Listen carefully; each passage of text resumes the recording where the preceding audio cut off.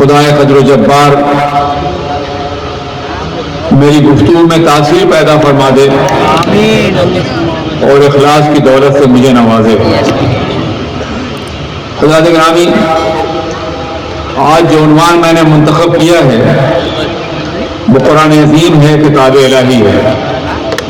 قرآن عظیم کے نظام زندگی حیثیت سے قرآن عظیم ایک عظیم معجزہ، قرآن عظیم ایک عظیم چیلنج اور تمام چیلنجوں کا جواب۔ یہ چند باتیں ہوں گی جو میں اپنی گفتگو میں عرض کرنے کا شرف حاصل کروں گا۔ سب سے پہلے بطور تمہید یہ عرض کروں گا کہ جتنے بھی انبیاء کرام گزرے ہیں ان تمامی انبیاء کرام کو اپنے اپنے دور، اپنے عصر اور اپنے اپنے زمانے کے مطابق معجزات دیے گئے۔ ان کا زمانہ محدود تھا، ان کی قوم محدود تھی، انہیں معجزات بھی محدود عطا فرمائے گئے۔ مثال کے طور پہ جناب موسیٰ علیہ السلام کا زمانہ سحر و تعلیم کا زمانہ تھا تو آپ کو عصا کا معجزہ دیا گیا، اور اس طرح کے دوسرے 12 معجزات اور بھی عطا فرمائے گئے۔ معجزات دلیل نبوت ہوتے ہیں۔ معجزات کی بنیاد پر قومیں جھک جاتی ہیں اور اعتراف کرنا پڑتا ہے نبی کی عظمت کا۔ جناب عیسیٰ علیہ السلام کا دور یونان کی ترقی کے اعلیٰ مقام پر تھا، جہاں بڑے بڑے حکماں پیدا ہوئے، اطباء پیدا ہوئے۔ سقراط کی زمین، فلسطینس کی زمین، برقرس کی زمین، جالینوس کی زمین، جنہیں طب یونانی نے آج بھی زندہ رکھا ہے۔ یہ زمین علم و فضل کے اعتبار سے اور طب یونانی کے اعتبار سے دنیا میں مثالی سرزمین تھی۔ یونانیوں کا یہ دعویٰ تھا کہ ہم نے دنیا کے ہر مرض پر قابو پا لیا ہے، بس ایک مرض اور ہے جسے موت کہتے ہیں، ابھی ہم نے اس پہ قابو نہیں پایا ہے۔ ہم ریسرچ کر رہے ہیں، تحقیق کر رہے ہیں، ایک وقت ایسا آئے گا کہ ہم موت پہ قابو پا لیں گے۔ نہ ہمیں مرنا ہوگا، نہ قبر میں جانا ہوگا، نہ خدا کی بارگاہ میں حاضر ہونا ہوگا، نہ حساب و کتاب کے مراحل سے گزرنا ہوگا۔ ابھی قابو پایا نہیں تھا اور نہ پا سکتے تھے۔ موت امر مبرم ہے، فیصلہ الہی ہے، لیکن وہ کوشش تو کر رہے ہیں۔ آج کا سائنسدان بھی کوشش کر رہا ہے کہ موت پہ قابو پا لے گا وہ، اور صدیوں سے زندہ رہے گا وہ، ہزاروں سال کی حیات سے نوازا جائے گا، جو ناممکن ہے۔ چنانچہ ایسا ہوا کہ ایسے دور میں جناب عیسیٰ علیہ السلام کو مسیحا بنا کے بھیجا گیا۔ جناب عیسیٰ کی زندگی چیلنج کر رہی تھی کہ اے یونانیوں، تم موت کا علاج تلاش کرنا چاہتے ہو اور آؤ، اگر موت کو زندگی میں بدلتے دیکھنا چاہتے ہو تو نبی کی بارگاہ میں آؤ۔ نبی ٹھوکر لگاتا ہے، مردہ زندہ ہو جاتا ہے۔ زندگی نبی کے قدموں سے وابستہ ہے۔ قریب ہوتے جاؤ گے زندہ ہوتے جاؤ گے، دور ہوتے جاؤ گے مرتے چلے جاؤ گے۔ نبی سے قرب کا نام حیات ہے، حیات جاوداں ہے، اور نبی سے دوری کا نام موت ہے۔ اور یہی وجہ ہے کہ جہاں کا فلسفہ شکست کھاتا ہے وہ زیادہ جھک جاتے ہیں لوگ۔ جناب عیسیٰ پیدا تو ہوئے فلسطین میں، لیکن یونان جھکا، یورپ جھکا، مرکز وہیں بنائے گئے ان کے، اس لیے کہ ان کا فلسفہ شکست خوردہ ہوا تھا۔ عزیزان ملت اسلامیہ، انبیاء کرام کے معجزات مسلم ہیں، قرآن پاک نے ان کی تصدیق کی ہے، لیکن میں یہ عرض کرنا چاہتا ہوں جتنے انبیاء کرام دنیا میں تشریف لائے ان کو چند محدود معجزات دیے گئے، گنے چنے، جن کا شمار کیا سکتا تھا، مگر حضور سید عالم سرور کائنات کسی ایک دور کے نبی نہیں تھے، کسی ایک قوم کے نبی نہیں تھے، کسی ایک ملک کے نبی نہیں تھے، کسی ایک طبقے کے نبی نہیں تھے، کسی مخلوق کی ایک حیثیت کے نبی نہیں تھے، بلکہ یونیورسل پرافٹ تھے، پوری کائنات کے نبی تھے۔ اس لیے اور انبیاء کرام کو معجزات دیے گئے مگر حضور کو معجزہ بنا دیا گیا۔ وہ چلے تو معجزہ ہو، وہ بیٹھے تو معجزہ ہو، وہ سر جھکائیں تو معجزہ ہو، وہ سر اٹھائیں تو معجزہ ہو، تبسم روز میں معجزہ ہو، تکلم نہ ہو تو معجزہ ہو، قدم ناز رکھیں تو پتھر نقشے کر کے پائے متاؤ اتار لے، نہ میرے دل نہ جگر پر نہ دیدہ اتر پر، کرم کرے تو نذرانے قدم و پتھر پر۔ پوری ہر ادا معجزہ، ہر لمحہ حیات معجزہ، ہر ایمان نظر معجزہ، ہر تبسم معجزہ، ہر نظر معجزہ، ہر تکلم معجزہ، پورا وجود معجزہ۔ اور پھر وہ معجزات جو انبیاء کرام کو دیے گئے وہ سب آپ کی ذات گرامی میں جمع کر لیے گئے۔ بلا شبہ جناب عیسیٰ علیہ السلام مردوں کو زندہ کرتے تھے، مگر مردوں میں پہلے بھی لائف موجود تھی، دوبارہ لوٹا دیا انہوں نے۔ پتھروں میں لائف تو نہیں ہوتی ہے، درختوں میں زندگی تو نہیں ہوتی ہے۔ جناب عیسیٰ نے مردوں کو زندگی دی، میرے پیغمبر نے پتھروں کو حیات فرمائی، درختوں کو بولنے کی طاقت دی، کائنات کا ذرہ ذرہ کلام کرتا ہوا نظر آیا۔ عزیزان میرے سامعین، جناب موسیٰ علیہ السلام نے اپنے عصا کے ذریعے سے انقلاب برپا کیا، مگر سرکار کے مقدس عصا نے امت مسلمہ کو نہیں پوری کائنات کو سہارا دیا۔ میرے عزیز ساتھیوں، میرے دوستوں، جناب نوح علیہ السلام نے کشتی چلائی، کشتی چلتی بنتی ہے چلنے کے لیے، مگر حضور نے اشارہ فرمایا کہ پتھر جو ڈوب جانے کے لیے ہوتا ہے وہ سطح آپ پہ تیرتے ہوئے قدموں کو بوسہ دیتا ہوا نظر آتا ہے۔ عزیزان، وہ سارے معجزات نبی کی ذات میں موجود تھے جس کا تذکرہ کرنا بہت زیادہ وقت چاہتا ہے، مگر میں عرض کرنا چاہتا ہوں جیسا میں نے کہا کہ جیسا چیلنج ہوتا ہے جواب بھی ایسے ہی ہوتا ہے۔ اس زمانے کا انسان خلاؤں میں پرواز نہیں کرتا تھا، آج کا انسان خلاؤں میں پرواز کر رہا ہے۔ تو پیغمبر اعظم کو معراج کا موضوع دے کر کے بتایا گیا تم جہاں جہاں جاؤ گے وہاں نقش قدم پائے مصطفیٰ نظر آئے گا۔ یہ معجزہ کی سربراہ کائنات کی مقدس طیبہ کا ہے میرے عزیز ساتھیوں، مگر ان تمام معجزات میں وہ معجزہ جو ابدی معجزہ ہے، جو قیامت تک رہنے والا ہے، جو ہر دور میں اپنے اعجاز کی برکتوں سے کائنات میں انقلاب برپا کرنے والا ہے، وہ معجزہ قرآن عظیم کا ہے۔ اور آج میں اسی اعجاز کے بارے میں کچھ باتیں عرض کرنا چاہوں گا۔ قرآن عظیم نے آج سے 1400 سال پہلے چیلنج کیا، اگر تم اس بات میں شک کر رہے ہو جو ہم نے اپنے بندے خاص پر نازل کیا ہے کتاب، تو اس کے جیسی ایک صورت ہی بنا لو، چند آیتیں ہی بنا لو۔ میں عرض کرنا چاہتا ہوں کبھی میں سوچا کیا ضرورت تھی بدر میں اپنے بچوں کو کٹوانے کی؟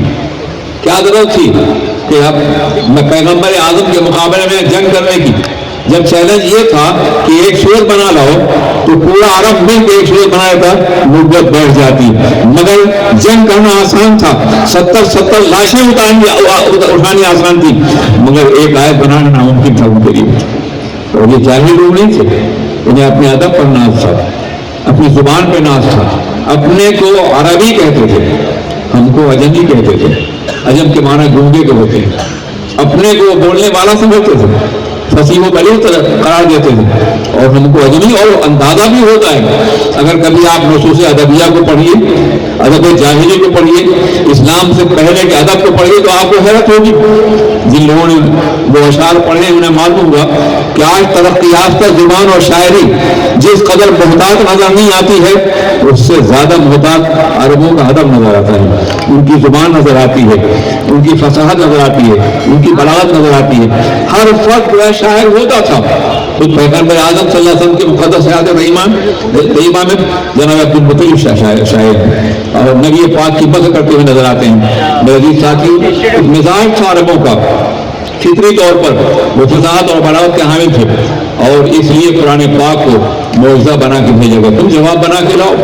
یہ تمہاری قوت ہے، تمہارا چیلنج ہے دنیا کے لیے کہ تم سے زیادہ زباندار کوئی نہیں ہے، فصیح و بلیغ کوئی نہیں ہے، قرآن جیسا معجزہ بنا کے لاؤ۔ لیکن وہ نہیں بنا سکے، مگر میں یہ عرض کرنا چاہتا ہوں وہ نہیں بنا سکے، مگر یہ چیلنج تو ہر دور کے لیے ہے نا، ہر زمانے کے لیے ہے نا، ہر عصر کے لیے نہیں ہے نا۔ تو اگر ہر زمانے کے لیے ہے اور آج بھی ہے تو جو اسلام کی مخالفت کرتے ہیں، ہزاروں کتابیں لکھتے ہیں، اورینٹلسٹ ہیں، دشمنان اسلام ہیں، وہ جواب دیتے ہیں، لیکن آج تک کوئی ضرورت نہیں کر سکا ہے۔ واللہ العظیم آج تک کوئی ضرورت نہیں کر سکا کہ قرآن پاک کا جواب تیار کر سکے، اور جنہوں نے کوششیں کی ہیں انہوں نے خود اپنی کوششوں پہ اپنا تمسخر خود اڑایا ہے۔ اس کا وقت ہوتا تو میں تفصیل سے بتاتا۔ پھر میں یاد کرنا چاہتا ہوں زبان کا مزاج یہ ہے کہ ہر صدی میں نہیں، ہر 50 سال میں بدلتی رہتی ہے، لب و لہجہ بدلتا ہے، اسلوب بدلتا ہے، لغتیں بدلتی ہیں، آداب بدلتے ہیں۔ तहरीरें बदलती हैं, मिजाज बदलता है, शेर व सुखन की अदाएँ बदलती हैं, सब कुछ तब्दील हो जाता है। गालिब के दौर की उर्दू अगर आज पढ़ी जाए तो आप उकता जाएंगे। मीर अगर ये कहता हुआ नजर आए कि सराहने मीर क्या आहिस्ता बोलो, अभी टुक रोते रोते सो गया है, तो आप टुक चले जाएंगे यहाँ से निकल करके। वो सब मतरूफ हो चुकी है, जुबान मतरूफ होती है। 1400 साल का तवील जमाना गुजर गया, एक लफ्ज मतरूफ नहीं गुजरा पुराने दिन के अंदर। आज भी उतना फसीह बलीग है जितना कि 1400 साल पहले था, जितना कि हर दौर में था।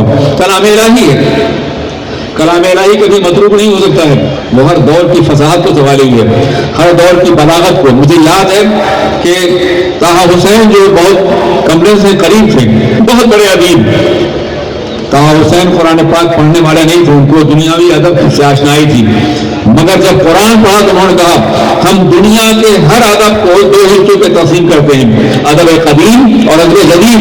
मगर जब हम कुरान को पढ़ते हैं तो हमें हैरत होती है, हमें अरबी के 3 उसलूब मानने पड़ेंगे, अदब जदीद, अदब कदीम और अदब कुरान, जो हर दौर में जदीद है, हर दौर में कदीम है।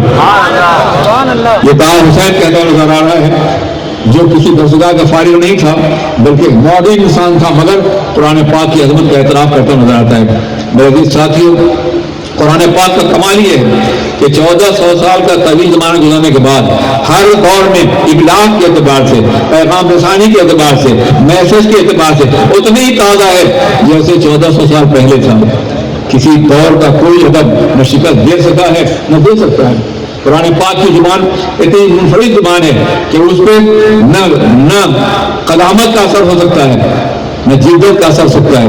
वो हर दौर में कदामत की तमाम खूबियां लिए हुए हैं और हर दौर में जिद्दत की तमाम अजमतें संभाले हुए हैं। मेरे साथियों, ये बहुत अजीम गोशे अदब है जिसमें गुफ्तगू की जा सकती है, मगर मैं सही पर गुजर रहा हूँ कि कुरान पाक 1400 साल पहले नाज़िल हुआ और आज भी दुनिया को चैलेंज कर रहा है। इसके नजदीक चंद आयत बना रहा हूँ, चंद सोचता हूँ। अरबों ने कोशिश की, ऐसा नहीं कर कोशिश, अल्लाह के रसूल ने चंद आयतें काबे मुक़द्दसा पे लटका दी। ये वो जमाना था कि जब शाहकार और मास्टर पीसेज जो अदब के वो काबा में लटकाए जाते थे। सबा मोलखा को देखिए लटकाए हुए अशार तो है ना, तो ये लटकाए जाते थे काबे मुक़द्दस, ताकि अगर एक ने कोई नज़्म लिखी है, कोई शेर लिखा है तो दूसरा उसका जवाब देगा। मेरे आका ने हुज़ूर आलम में 3 आयतें, इन्ना आतोइना का कौसर, फसल को बदल, इन शाने का मुबत्तर, ये लटका दिया। तुम पूरे कुरान का नहीं, कुरान की सबसे छोटी सूरत 3 आयतों में जवाब तलाश करो। उदबा आते रहे, अरबाब जुबान आते रहे, फख्र करने वाले आते रहे और अरबी आते रहे, अजमी कहने वाले आते रहे, झुक के चले जाते थे। और बाद में अब सऊदी अरब ने उसको नीचे लिखा मा हाज़ा कलामुल बशर, ये किसी का कलाम नहीं। उन्हें इतराफ करना पड़ा सूरह कौसर का, और सूरह कौसर के मज़ामीन तो ज़बान नाम से जानते थे। कौसर अपने अंदर कितनी कसरतों को समेटे हुए, कितने समुद्रों को समेटे हुए, कितनी अजमतों को समेटे हुए। और इन्ना आतोइना में काफ का खिताब सरवरे कायनात की जात से अपने अंदर कितनी महबूबियत रखता है और कितनी अजमत रखता है, वो महसूस करते थे, अच्छे से जानते थे। मेरे साथियों, कुरान अजीम का चैलेंज उस ज़माने में था और आज के ज़माने में था और हर दौर में। लेकिन कुरान अजीम किताब ज़िंदगी है, सहीफ़ हयात है, निज़ाम ज़िंदगी है। जब कुरान पाक के उसलूब का जवाब नहीं है तो उसके पैगाम का जवाब क्या होगा, उसके मुसाबत का जवाब होगा, उसके तर्ज़ अमल और हयात का जवाब होगा। जो ज़िंदगी उसने हमें अता फरमाई है वो बड़ी अजीम ज़िंदगी है। हम जब तक कि कुरान पाक से जुड़े रहे हम जिंदा रहे। जिंदगी हमारी अजमतों को सलाम करती रही, जिंदगी हमारा एहतराम करती रही, जिंदगी हमसे वाबस्ता रही। हम जिंदा थे, अफराद जिंदा थे, जमातें जिंदा थी, कौम जिंदा थे, कौम जिंदा थी, मुल्क जिंदा थे, लोग जिंदा थे, दिल जिंदा थे, निगाहें जिंदा थी, शऊर जिंदा था। ये सारी जिंदगियां कुरान पाक की हयात से वाबस्ता थी। और जब से कुरान पाक की लाफानी जिंदगी से रिश्ता टूटा है, न जिस्म जिंदा है, न निगाहें जिंदा हैं, न शऊर जिंदा है, न फिक्र जिंदा है, न इदराक जिंदा है, न मुशाहदा जिंदा है, न बसीरत जिंदा है, न बसारत जिंदा है। जानते हो उसकी वजह क्या है? अल्लाह के इल्म पाक में ये बात थी कि ایک ایسا دور آئے گا جو عقلیت کا دور ہوگا، شعور و فکر کا دور ہوگا، جب ہر بات کو منطقی عقلیت کے ذریعے سمجھایا جائے گا، جب اس کے لیے سائنسی فکر ہوگی، جب ہر اس دور میں روایات عامہ اور کہانیوں سے بات نہیں چلے گی، وہ واقعات جو کہانیوں کی چادر میں چھپے ہوئے مل چکے ہوں گے، اور وہ مذاہب جن کے پاس اساطیر کے علاوہ کچھ بھی نہیں ہے وہ بھی فنا ہو چکے ہوں گے، سائنس ان کا انہیں مٹا دے گی، فنا کر دے گی۔ سائنس کا سب سے پہلا مقابلہ کرسچینٹی سے ہوا ہے۔ 14ویں صدی میں دیکھیے، 15ویں صدی میں دیکھیے ہوا کیا؟ ہوا یہ کہ جب سائنس کے نظریات سامنے آنے لگے تو چرچ نے فتویٰ دیا کہ کافی ہو گئے ہیں، انہیں سولی لٹکا دیا جائے، انہیں زندہ جلا دیا جائے، کوپرنیکس کو اور اس طرح کے اور بھی لوگوں کو۔ آپ دیکھیے ان کے ساتھ کیا سلوک ہوا، باضابطہ انہیں جلا دیا گیا، سولی پہ چڑھایا گیا۔ جو نئی بات کرتا، جس نے زمین کے نظریہ پیش کیا اسے جلا دیا گیا، جس نے خلاؤں کو سطحوں کو ناپنے کی کوشش کی اسے جلا دیا گیا۔ سائنس کا مقابلہ کرنے کی کوشش کی، سائنس نے کچل دیا، سائنس نے مٹا دیا، چرچ شکست کھا گیا، اور آج بھی شکست خوردہ ہمارے سامنے موجود ہے۔ اب اس کے اندر ضرورت نہیں ہے کہ سائنس کے نظریات کا مقابلہ کر سکے، مگر سنو، قرآن عظیم سائنسی فکر کی عظمتوں کا حامی ہی نہیں ہے، آگے بڑھانے والا ہے۔ اسی قرآن پاک نے ہمیشہ جو مخاطب بنایا ہے ان تمام توانائیوں کو جن کا تعلق انسان کی فکر سے۔ تم فکر سے کیوں نہیں کام لیتے؟ تم شعور سے کیوں نہیں کام لیتے؟ تم ادراک سے کیوں نہیں کام لیتے؟ تم مشاہدے سے کیوں نہیں لیتے؟ تم بصیرت سے کیوں نہیں کام لیتے؟ تم بصارت سے کیوں نہیں کام لیتے؟ تم تجربے سے کیوں نہیں کام لیتے؟ تم نظر سے کیوں نہیں کام لیتے؟ تم ادراک سے کیوں نہیں کام لیتے ہو؟ ذرا سوچیے، انسانی عقل و فکر کی جتنی نازک توانائیاں ہیں سب کا تذکرہ قرآن نے کیا اور قرآن نے اس کو اپنا مخاطب بنایا ہے۔ بلکہ میں یاد کرتا ہوں، دنیا کے کسی ادب میں انسانی فکر کے اتنے گوشے اور عقلیں نہیں ہیں جو قرآن عظیم کے اندر ہیں۔ یہ عظیم خوبی قرآن عظیم کی ہے۔ تو جو قرآن کتاب نظر و فکر کو اور مشاہدے اور تجربے کو باضابطہ اپنا عنوان بناتی ہے اور اپنا مخاطب بناتی ہے، کیا اس کتاب کو فکر تو شکل دے سکتی ہے؟ عقل شکل دے سکتی ہے؟ شعور شکل دے سکتا ہے؟ یہی وجہ ہے کہ ہر دور کے ارباب سائنس نے قرآن پاک کی عظمتوں کو اعتراف کیا ہے۔ ایک الگ ٹاپک ہے جسے میں بتاتا کہ آج کے دور کی ترقیات اور خلاؤں کی پروازیں اور سیاروں کی وجود، اس کی تمام تر عظمتیں قرآن پاک کی جھلکیاں ہیں جو باضابطہ دکھائی جا سکتی ہیں۔ میرے ساتھیوں، سائنس سے چرچ سکھاتا ہے لیکن اسلام نہیں، اس لیے کہ اسلام اسی راہ کو اختیار کر رہا ہے جو انسانیت کو مطمئن کرتی ہے۔ چشمہ کرے گی مجھ سے یا ایسی کہاں کی ہے، بجلی تو خانہ زاد میرے عاشیاں کی ہے۔ جس کتاب الہی نے شعور و فکر کی راہیں معار کی، اس کتاب الہی کا مقابلہ نہیں کرتا۔ ہاں اتنا ضرور رہا ہے کہ جس کتاب نے ہم کو زندگی دی تھی، ہماری فکر کو توانائی بخشی تھی، ہمیں غالب کیا تھا دنیا پر، جس کتاب کے پڑھنے والے سائنس کے تمام شعور رہنمائی کرتے تھے، جس کتاب پڑھنے والے الجبرا ایجاد کرنے والے تھے، جس کتاب کے پڑھنے والے باضابطہ خلاؤں کی پیمائش کرنے والے، جس کتاب کے پڑھنے والے سیاروں کی سطح ناپنے والے تھے، جس کتاب کے پڑھنے والے میڈیکل سائنس کے ادوات باضابطہ ایجاد کرنے والے تھے، جس کتابوں کے پڑھنے والے نبازی کا نظام قائم کرنے والے تھے، جس قرآن کے پڑھنے والے دل کی دھڑکنوں کا مطالعہ کرتے تھے اور بغیر کسی ذریعے کے سارے امراض کا پتہ بتا لیتے تھے، وہ کتاب قرآن عظیم تھی۔ اس لیے قرآن عظیم نے ہمیشہ دیا ہے کہ تم علوم کے ان تمام میدانوں کو ڈسکور کرنے کی کوشش کرو، شعور و فکر کی تمام راہوں میں چلو جو تم سے ممکن ہو سکے۔ اسلام سائنس کا مخالف نہیں ہے بلکہ سائنس اسلام کی تائید کرتی نظر آتی ہے۔ میرے ساتھی وقت ہوتا تو میں چند مثالوں کے ذریعے آپ کو سمجھانے کی کوشش کرتا کہ کس طرح سے قرآن عظیم نے سائنسی تحقیقات کو نہ صرف یہ کہ مبرہم کیا ہے بلکہ اس سے زیادہ وہ سطح دی ہیں، اور ابھی بہت سی خلائیں ہیں جو باضابطہ موجود ہوں۔ تم نے سماوات کے بارے میں بارہ پڑھا، یہ جو نظر آتا ہے یہ فریب نظر ہے، یہ سماوات نہیں۔ اور آج عالم یہ دنیا دریافت پیش کر چکی ہے، یہ جو سورج ہمارا ہے کروڑوں میل کی وسعتوں کا حامل، اس سے بڑا سورج طلوع ہو چکا ہے جو کسی اور سماوات میں کسی سماج میں نہیں بتا ملے، کسی اور کتاب میں اتنے آسمان تذکرہ نہیں ملے، چاہے وہ آسمانی کتابیں یا دنیاوی کتابیں ہیں۔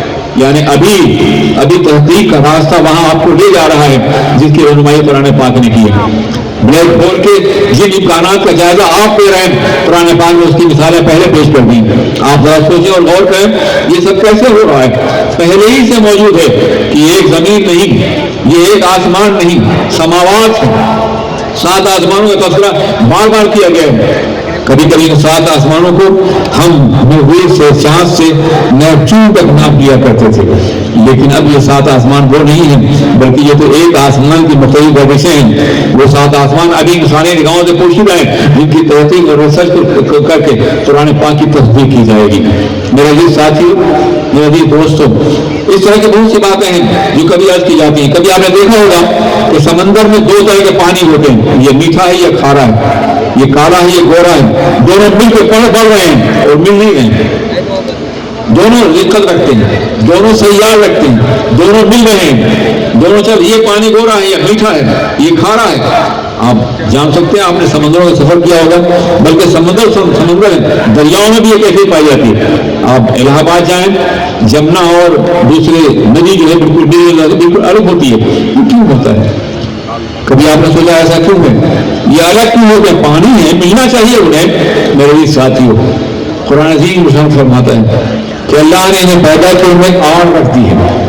आड़ का जो भी मफहूम पहले बताया गया हो, कुरान पाक का कमाल यह है कि अहदे रिसालत के दौर में इंसान जो समझता था उसके मुताबिक ही है, और आज के दौर में इंसान जो तरक्की करता है उसके मुताबिक ही है। आज की साइंस कहती है कि वक़्त सलाम रखने वाली चीज़ों के दरमियान बाज़ाब्ता एक सतही तनाव होता है, रतीब अशिया का सतही तनाव। हर चीज अपनी सतह को समेटे रहती है और दूसरे से मिलने, मतलब पानी भी दिक्कत रखता है और तेल भी। दोनों को मिलाइए तो पानी भर भागे, तेल भर भागे, दिक्कत है, मगर एक दिक्कत नहीं है। तो दरियाओं में ये सतही तनाव जो है उनको मिलने से रोक रहा है। तुमने आज 1400 साल के बाद दरियाफ्त किया है, पुराने पाक में 1400 साल पहले की बात है। आज तुमने कहा कि हमारी ये जमीन वजूद में आई है, तो इसकी वजह दरअसल बिग बैंग का मामला है। हम जमीन और आसमान मिले हुए थे, एक थे, अचानक कोई धमाका हुआ, उस धमाके से जमीन अलग हो गई, सितारे अलग हो गए, एक कायनात बन गई। ये आज कह रहे हो ना, पुराने अजीब शब्दों तक वल अर्द बाद ज़ालिका दहाहा वखरजमहा वफनहा, वही परवरदिगार आलम है जिसने तख्लीक़ जमीन के बाद उसे फाड़ दिया, उसे सब्जा भी निकाला और पानी भी निकाल दिया। आज जरा सोचिए, पुराने दीन जो आज से 1400 साल पहले कह रहा है, तुम कह रहे हो ये इत्तेफाक का धमाका है, एक्सीडेंटल ऐसा हो गया है। मैं कहता हूं जिसको तुम इत्तेफाक कहते हो मुझे पता नहीं कुदरत कहते हैं। जहां जहां तुम मुझसे इत्तेफाक यूज करोगे, तुम बहरिया हो, तुम मुरीद हो, खुदा को मानने वाले नहीं हो, मगर हम उसे खुदा की कुदरत कहेंगे, इत्तेफाक का नहीं। इत्तेफाक इतना हसीन नहीं होता कि सैयारों में कशी पैदा हो जाए, चांद की जगमगाहट हो, सूरज की तमन्नाई हो और कहकशां का निजाम हो। इत्तेफाक इतना हसीन नहीं होता जितना हसीन ये कायनात बनाई गई है और जिसका तज़किरा कुरान पाक ने उसी हुस्न के साथ किया है जो आज कायनात के अंदर मौजूद है। इत्तेफाक इतना हसीन तो नहीं होता। मैं मिसाल दूं, एक लोटा पानी जमीन में डाल रहे हैं और स्याही डाल दें या स्याही, और समझें कि इससे ऑस्ट्रेलिया का जोग्राफियाई सियासी नक्शा बन जाएगा, बन जाएगा। ऐसा करने से ये इत्तेफाक है। इत्तेफाक के नतीजे में कोई निज़ाम तश्कील नहीं पाता, मगर ये कायनात का हसीन तरीन निज़ाम है। ये सयाहों निज़ाम, ये सयाह का शिक्ल जो एक दूसरे के बाद आपस मिलने से रोक रही है, ये सब कुछ इत्तेफाक नहीं, उस मुतब्बिर हकीकी खल्लाक़े कायनात का निज़ाम है जो कायनात में रोक पैदा हुआ है।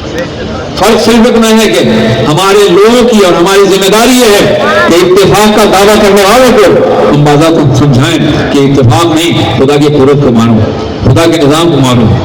अनायतुल्लाह मशरिक़ी एक अजीम रियाज़ी दान थे, वो जर्मनी पढ़ रहे थे।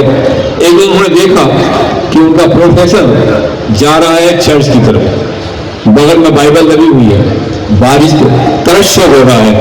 कहा सर बारिश हो रही, उसे छतरी टांग लिया, इतना डूबा हुआ था कि उसे बारिश का एहसास नहीं था। कहा सर कहाँ जा रहे हैं? कहा चर्च जा रहे हैं। कहा सर आप जा रहे हैं? साइंसदान तो चर्च का इनकार करते हैं, आप साइंस के उस्ताद हैं और बड़े मारूफ उस्ताद हैं और आप चर्च जा रहे हैं? तो कहा सुनो, मुझे साइंसी चर्च का बताया था। मैं जब आसमान के निज़ाम पर गौर करता हूँ, सैयारों के निज़ाम पर गौर करता हूँ, तो मुझे बेपना हैरत होती है कि इसका पैदा करने वाला, इसे बाकी रखने वाला कोई इत्तेफाक नहीं है, कोई है खालिक और मालिक। जिस कदर मैं गौर करता हूँ हैरत में डूबता चला जाता हूँ। इसलिए मुझे तो दरअसल मेरे इल्म में चर्च का रास्ता लिखा है, बाइबल का रास्ता। अनायतुल्लाह ने कहा कि एक आयत करीमा सुनिए, قرآن پاک میں باضابطہ فرمایا گیا کہ ہم نے اہل علم کو، اللہ سے ڈرنے والے اہل علم ہوتے ہیں، علماء اللہ سے ڈرنے والے کو وہ کہتے ہیں قرآن پاک کی آیت ہے کہ علماء اللہ سے ڈرنے والے ہوتے ہیں، انما یخشی اللہ من عبادہ العلماء۔ یہ کیسے ممکن ہے؟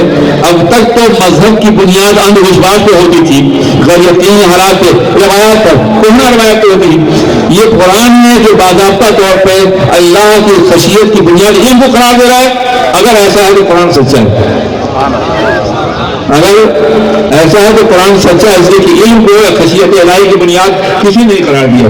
جتنے مذاہب ہیں انہوں نے انتہائی عجیب طرح کے واقعات سے اللہ ڈرانا چاہے، مگر قرآن علم کے ذریعے ڈرا رہا ہے۔ انما یخشی اللہ من عبادہ، جتنا علم بڑھتا جائے گا خدا سے خوف بڑھتا جائے گا۔ ایک اور سائنسداں کہتا ہے کیا وہ پروردگار جس نے آنکھ کے پیچیدہ نظام کو پیدا کیا ہے، کہ وہ سوچتے ہیں کہ کیا وہ آنکھ والا نہیں ہوگا، کیا وہ دیکھ نہیں ہوگا؟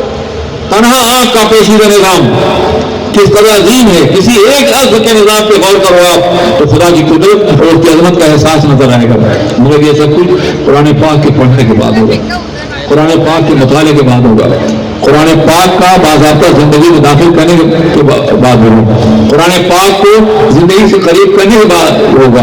ہم نے قرآن پاک پڑھا اپنے قرون اولیٰ میں، وسطیٰ میں، ہم نے 15ویں صدی تک قرآن پاک کو ہم پڑھتے رہے اور اس سے آگے بڑھتے رہے۔ سائنسداں ہمارے تھے، اطباء ہمارے تھے، ڈاکٹر ہمارے تھے، سرجری کرنے والے ہمارے تھے، آلات سرجری ہمارے تھے۔ یورپ کی دانشگاہوں میں، میڈیکل کالج میں ہماری کتابیں پڑھائی جاتی ہیں، اب انہوں نے نام بدل دیے ان کے۔ اب وہ سوچیں کیوں؟ اس لیے کہ ہم قرآن سے قریب تھے۔ قرآن پاک نے ہمیشہ اس بات کی ترغیب دلائی کہ دنیا کے ہر علم کو حاصل کرو، اور ہر علم خدا کا پیدا کیا ہوا ہے، اس سے تم نفرت مت کرو، بلکہ اس علم کو دین کے لیے استعمال کرو، شریعت کے لیے استعمال کرو، اور دین کی صداقت اور سچائی کو بنوانے کے لیے استعمال کرو۔ اور جب تک یہ کرتے رہے ہم پر زوال نہیں آیا۔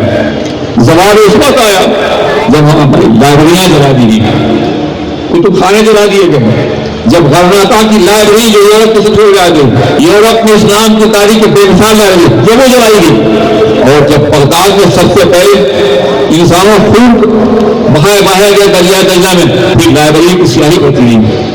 مامون کا کارنامہ، ہارون کا کارنامہ، اس دور کا کارنامہ جس میں لائبریریوں میں ہزاروں نے لاکھوں کتابیں جمع کری، سب ختم کر دی، اور سب سے پہلے حملہ آور ہماری کتابوں پہ حملہ کرتا ہے۔ بغداد میں جو ابھی عراق میں جو کچھ ہوا ہے وہ بھی کتابوں پر۔ بوسنیا میں سوائے جو سب سے لائبریری تھی اسے پہلے جلایا گیا انسانوں سے پہلے، مسیح سے پہلے، اسی لیے وہاں تاریخیں مسلم محفوظ تھی۔ میں عرض کرنا چاہتا ہوں یہ کتنا بڑا المیہ ہے کہ دنیا ہماری تاریخ مٹانا چاہتی ہے اور ہم خود اپنی تاریخ مٹانا چاہتے ہیں۔ کبھی شعور نہیں آتا کہ اپنے کو پڑھیں، نہیں پڑھیں گے تو ملحد ہو جائیں گے، نہیں پڑھیں گے تو بے دین ہوں گے، نہیں پڑھیں گے شریعت کو نہیں سمجھیں گے، نہیں پڑھیں گے تو اسلام سے دور ہو جائیں گے، نہیں پڑھیں گے تو کٹیں گے۔ کٹنا پڑھنا بے پناہ ضروری ہے، تعلیم بے پناہ ضروری ہمارے لیے۔ آپ ذرا قرآن پاک کا مطالعہ کریں، علم کے حوالے سے 82 مقامات پر علم اپنے تمام مشتقات ساتھ موجود ہے۔ آپ علم، لفظ علم اتنے مقامات موجود ہے قرآن پاک کے اندر، اور اپنے مترادفات اور ہم معنی الفاظ کے اعتبار سے ہزاروں مقام پر، فکر ہو، شعور ہو، نظر ہو، ادراک ہو، بصیرت ہو، بصارت ہو، ان سب کے لیے آیتیں تلاش کیجیے آپ جو قرآن پاک کو علم کی اتنی نہیں دیتا ہے۔ بلکہ میں تو یہ عرض کرنا چاہتا ہوں کہ ہمارا انقلاب اسلامی انقلاب، پیغمبرانہ انقلاب، خالص علمی انقلاب تھا۔